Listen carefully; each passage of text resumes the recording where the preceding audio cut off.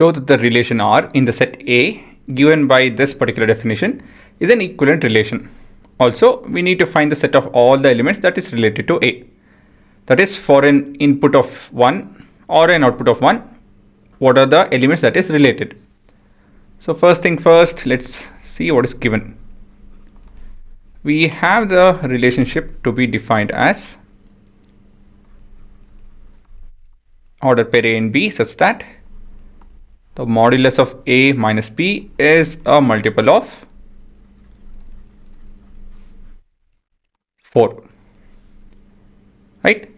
And where do A and B come from? A and B belong to set A, and set A is itself made up of 1, 2 till 12. I just wrote it in roasted form, it's convenient. Now we have to show that. So basically we have to prove reflexive, symmetry and transitive are true. So for that, let me pick up an element A that belongs to A. Then we have the modulus of A minus A that will be equal to 0.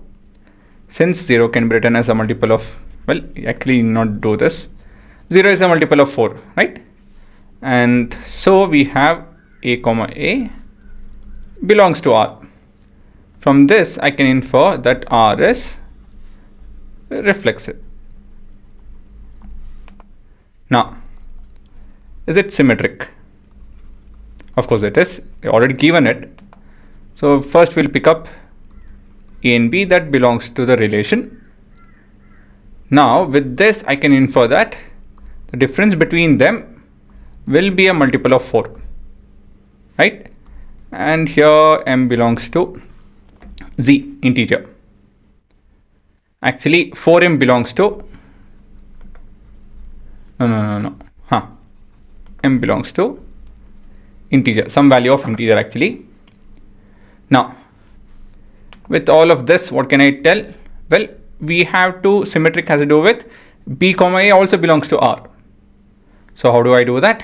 I'm going to take minus 1 common out of A minus B. So basically minus 1 times of minus A plus B. Right? I can do that. So basically if I multiply minus 1, I get this back. So the modulus of a negative number is positive. So this will be B minus A. Right? So the reason being, modulus of any negative number, I'll take this as say P. We get back P itself, right? So I hope you guys remember modulus. So for any given input, if it's 0, it's 0. If it's a positive number, we can see the output over here. It is the same number. If I give an input of 2.38, I get an output of 2.38. But if I give an input of negative numbers like minus 3.34, the output is plus 3.34. And so we are able to write this. And from this, I can infer that B comma A 2 belongs to R. And from this, I can tell R is symmetric. Next is transitive.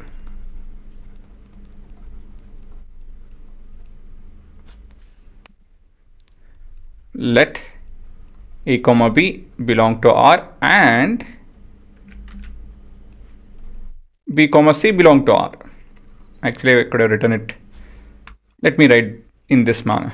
It's because saving time is also important. Right? From this, what can I infer? Modulus of A minus B is a multiple of 4, where M belong to Z, and we have B minus C modulus to be a multiple of 4. That's the whole definition of R. Now we need to consider A and C.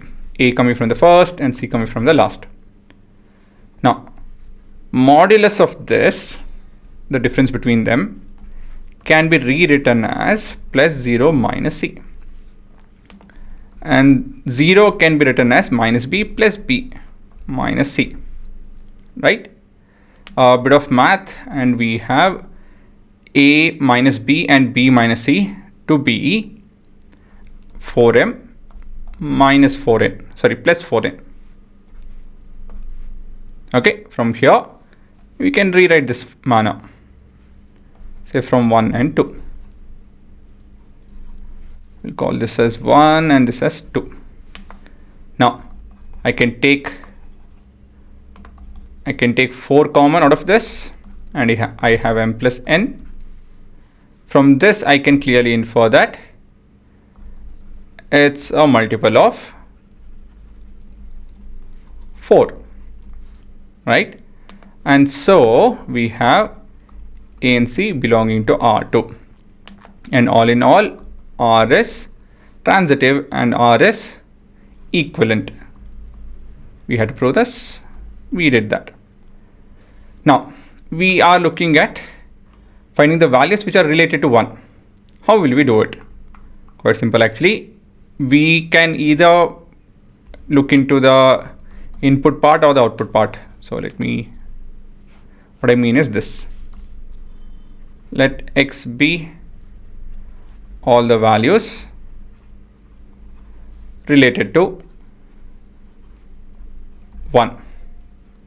So from this I can tell modulus of x minus 1 will be 4 times of m, where m belong to z. So when I remove the modulus, what happens? It will be plus or minus 4m, right? Because the whole idea of modulus is that whatever input you give, the output will be positive. But if the modulus itself was not there, if I consider the values inside it, I can either have plus 4 or minus 4. Example, if I have an input of minus 5, I get an output of 5. If I have an input of plus 5, here too I'll get an output of 5. So we exactly don't know how we got 5. It could have been minus 5 or plus 5, is it not?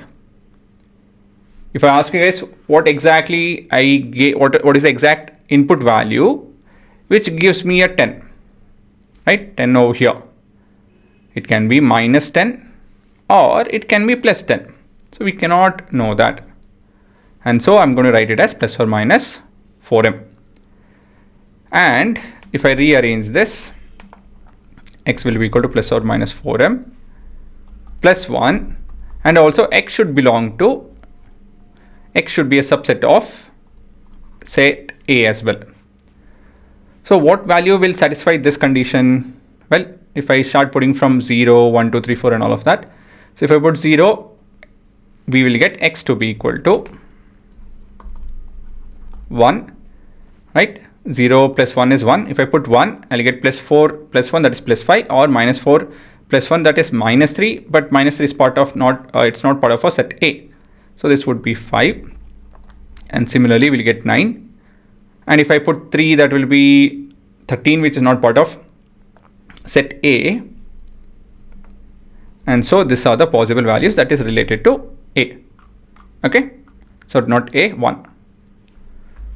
So find the set of all the elements related to 1. So we have 1 itself, right? 1 minus 1 is 0.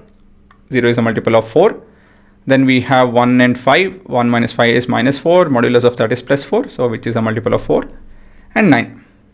I hope that made sense. It's a pretty decent question.